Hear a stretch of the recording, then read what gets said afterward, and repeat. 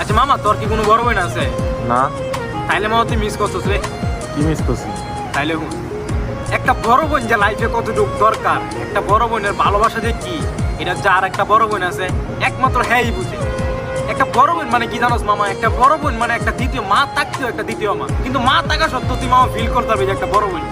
একটা বড় বোন মনে করো একটা ছোট ভাইরে কখনোই তার ছোট ভাইয়ের চোখে দেয় না, নিজে তার সন্তানের মতো লালন পালন করবো, তার সন্তানের মতো তার দেখাশোনা করবো।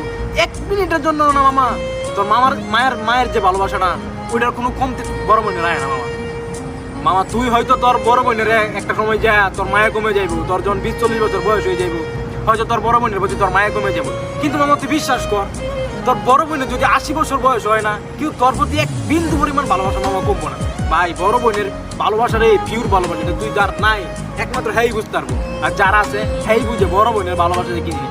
হয়তো বড় বোন আমরা কখনো মুখ ফুটে কইতে না যে আপু আমি